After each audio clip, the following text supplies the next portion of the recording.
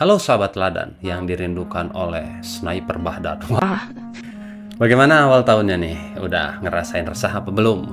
Jadi saya udah berselancar nih di media sosial. Banyak sekali ternyata keresahan yang terjadi di masyarakat. Oke teman-teman, kita terbang dulu ke Tasikmalaya, Provinsi Jawa Barat. Jadi di sana itu ada dua kampung yang aliran listriknya terputus alias mati lampu gara-gara kabel gardu PLN-nya ada yang maling ya teman-teman. Ini kok bisa ya kabel gardu listrik ada yang maling. Jadi begini sih beritanya.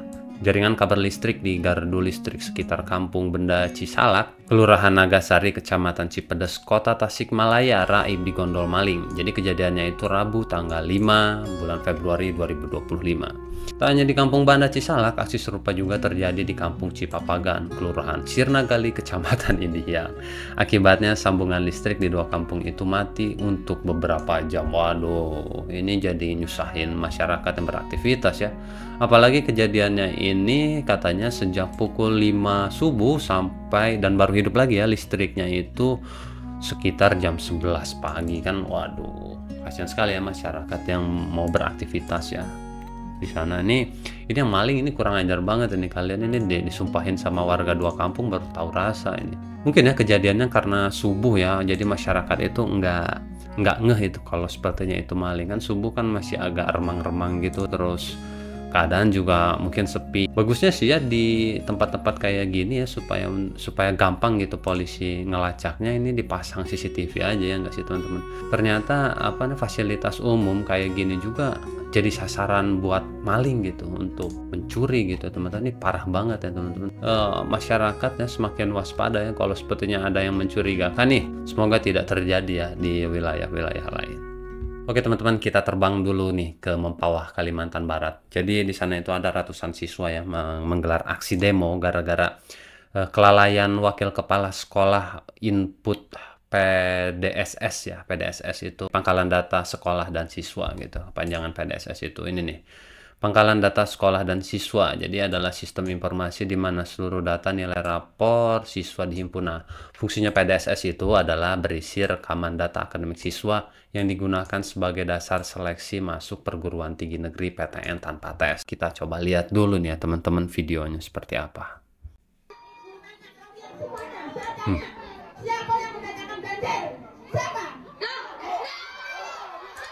Ramai ratusan siswa SMA demo nggak bisa ikut SNBP karena kelalaian dari pihak sekolah. Guru, siapa yang mendatangkan banjir?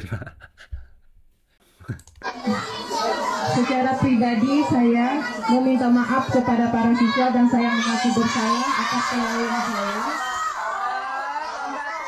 Adapun solusi yang kami berikan dan kami sudah berdiskusi bahwa sekolah akan membiayai untuk siswa eligible mengikuti bimbel GO.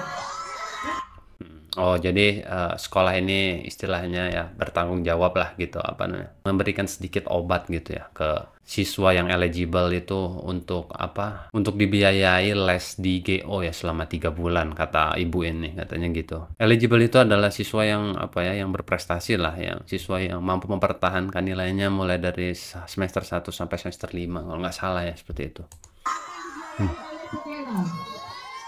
Selama 3 bulan. Kemudian solusi keduanya, solusi pertamanya kami akan membiayai kalian GO selama 3 bulan khusus untuk siswa eligible. Wah, habis disorakin ini guru-gurunya. Tapi ya teman-teman, dengar-dengar ini si ibu ini konten kreator juga teman-teman di TikTok. Oh biasa, dia juga ini ya teman-teman ya, ternyata hobi lip sync gitu juga ya. Bu tolong bu, itu siswa ibu tuh ratusan orang itu, aduh kasihan banget ya, udah mau pertahankan eligible dia nggak bisa ikut SNBP ya gara-gara ibu lalai ini, aduh. 99% guru begitu deh. Wah iya gitu Pak Mati Pak. Loh, guru konten kreator itu adalah kasta tertinggi dalam tingkatan strata keguruan saat ini loh. Habis ya sama netizen ya teman-teman ya. Nih ya kata Tian Alpian, please lah harus ada aturan tegas melarang ASN bermain HP di jam kerja kecuali chatting urusan kerjaan. Dan dilarang juga bermedia sosial ketika memakai seragam ASN jika postingannya tidak bersangkutan dan kerjaannya. Guru main TikTok dengan seragam ASN. Kalau nggak pakai seragam ASN jadi individu.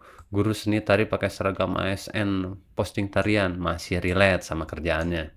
Guru agama pakai seragam ASN, posting ceramah, masih relate sama kerjaannya, dan seterusnya. Wah, ini mantap ini ya, Abang Tian ini ya, masukannya ya. Dan ini adalah salah satu rekaman ya saat si ibu guru ini mediasi dengan orang tua siswa. Kelalaian saya. Dan di sini saya benar-benar mohon maaf kepada Kata apa namanya, wali murid itu, wah konten ya bu. Bapak Ibu.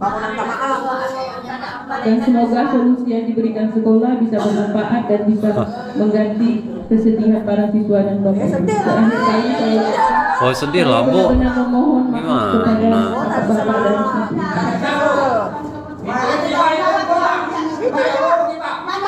Bapak dan Ibu.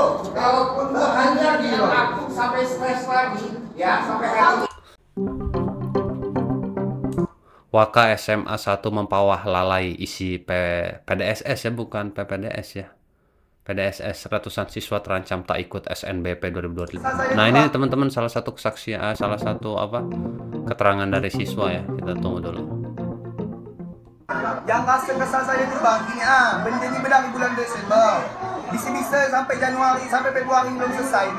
Lihat ya kan, bener kan, ada space waktu dari Desember sampai Februari itu.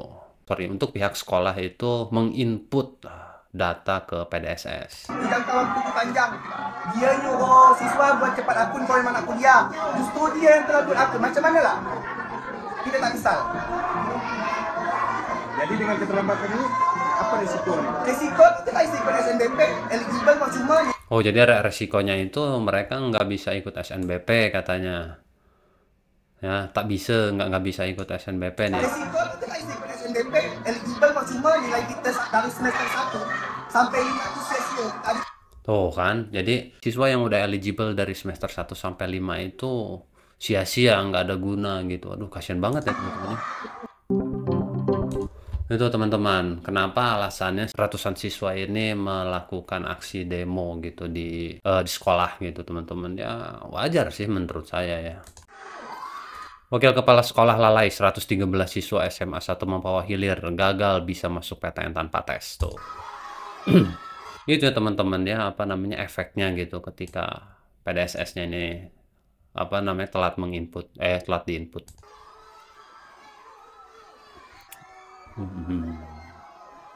Ya, semoga ya teman-teman ya, semoga ada kebijakan nih dari stakeholder tertinggi, entah itu dari Kementerian Pendidikan atau dari kepala dinas setempat itu, bagaimana lah. Kasihan ini siswa yang udah memang pertahankan nilainya dari semester 1 sampai semester 5 tuh katanya sia-sia gitu. Aduh, kasihan banget ya. Semoga ada solusi terbaik lah untuk para siswa ini teman-teman ya. PT Timah pecat karyawan pengunggah video ejek honorer berobat pakai BPJS. Oh ya ini teman-temannya, jadi beberapa hari ke belakang ini viral nih ya, Mbak Weni kalau nggak salah namanya nih. Mbak Weni Maizon gitu nama ininya. Nama TikToknya tuh. Ini parah banget ya. Ini kurang lebih kayak gini videonya teman-teman.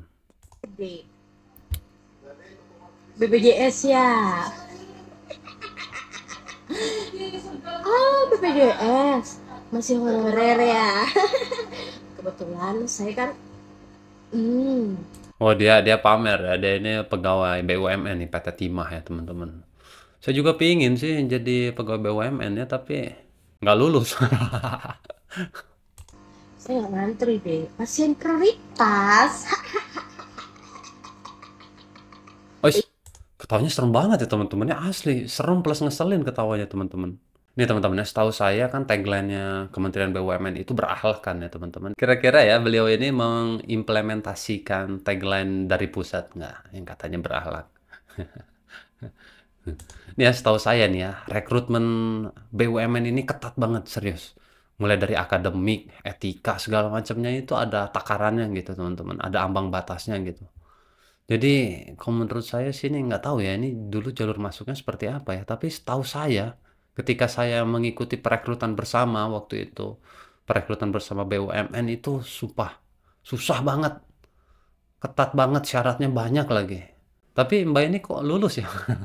Ya udah rezekinya teman-teman, kita nggak bisa, kita nggak boleh iri, toh dia juga udah dipecat kan sekarang ya. Ya siapa tahu nih PT Timah yang perlu nih ya pegawai baru nih, saya siap lah gantiin posisi Mbak ini. Saya janji nggak akan tiktokan kayak gini.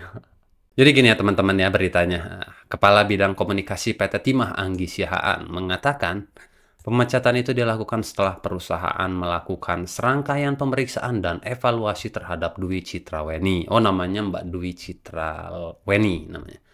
Setelah melalui proses evaluasi, dapat kami sampaikan bahwa PT Timah Tbk telah mengeluarkan ketetapan dengan sanksi pemutusan hubungan kerja dengan yang bersangkutan, ujar Anggi dalam keterangan tertulis hari ini ya, Kamis ya, tanggal 6. Ya, menuturkan keputusan melakukan pemutusan hubungan kerja tersebut menunjukkan ketegasan perusahaan terhadap komitmen menegakkan aturan dan etika kerja. Tuh kan benar, etika bos.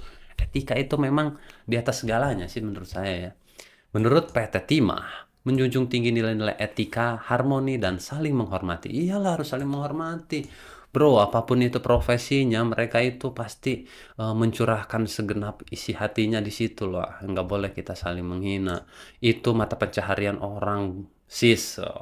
Nggak boleh kayak gitu sih. Aduh, bahaya banget sih sini. Oh jadi ya teman-teman, dia ini memang banyak ya video-video yang macam-macam kayak, ya mah, tahulah ibu-ibu di TikTok ya kayak gimana.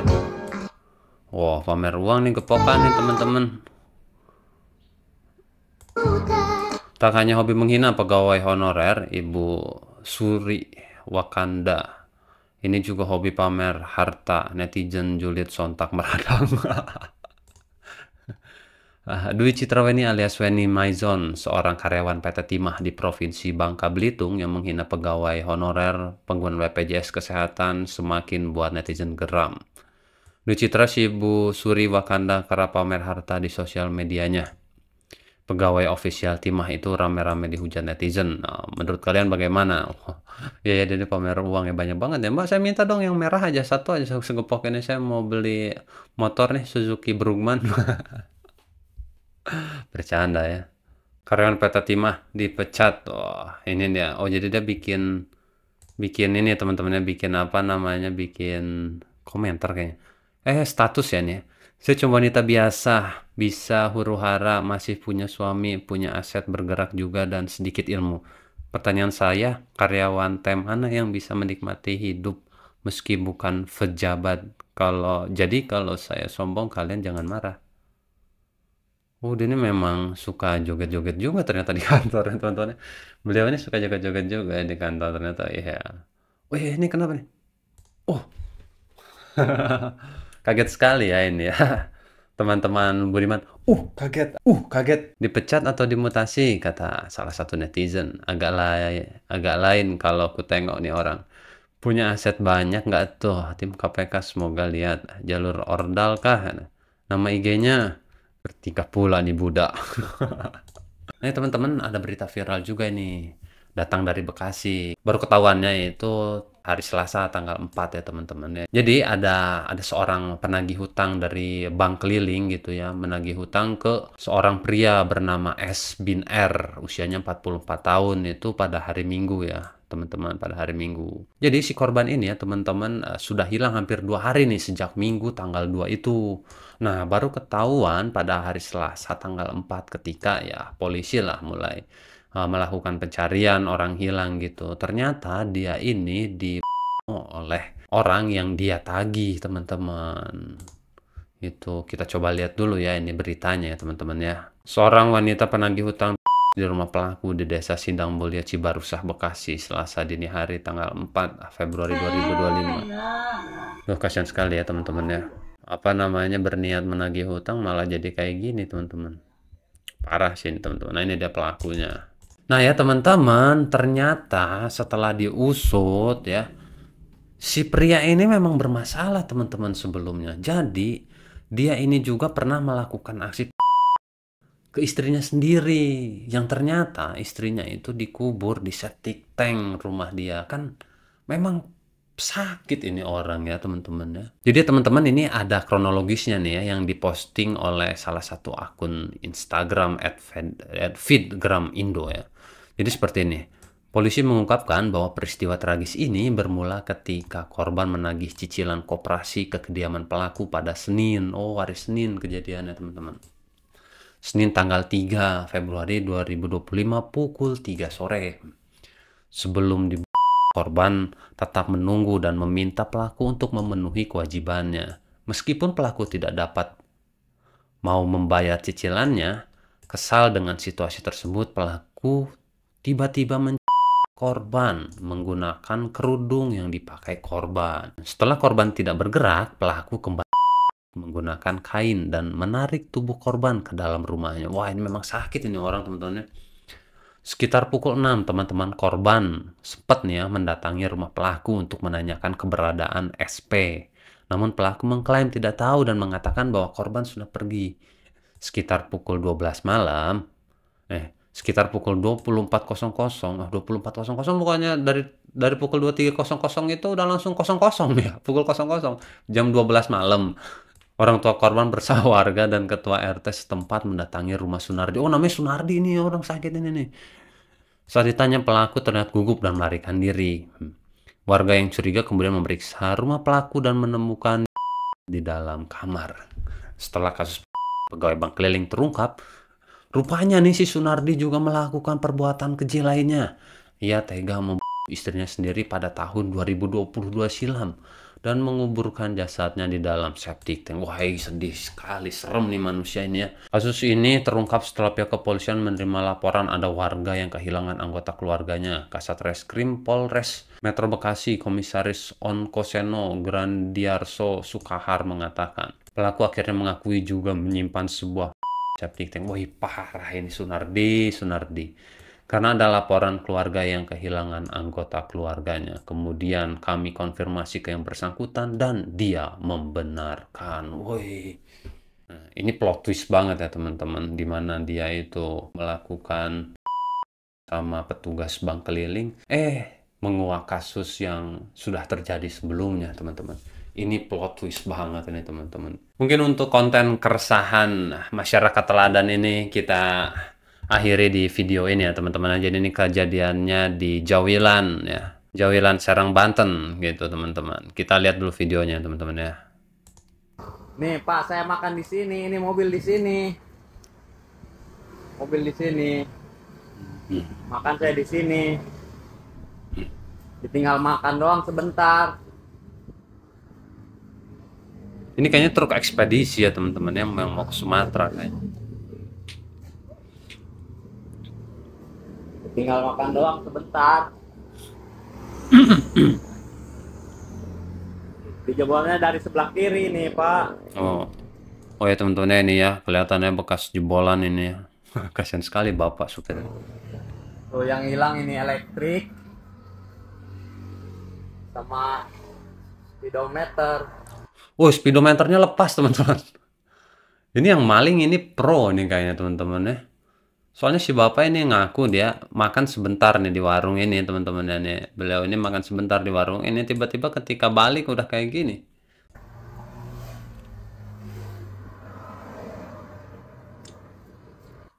Nih Pak, saya makan di sini. Ini mobil di sini. Mobil di sini. Oke teman-teman yang merasa resah, wah ini adalah konten pertama kita yang menguak keresahan masyarakat, terutama di media sosial. Bagi teman-teman yang memiliki video-video keresahan bisa dikirim ke Instagram saya @yogasalien atau dikirim via email. Ya, emailnya ada di deskripsi channel saya. Teman-teman lebih dan kurangnya saya mohon maaf. Oke, saya akhiri dulu konten keresahan kali ini. Terima kasih buat yang udah nonton dari awal sampai akhir. Mantap.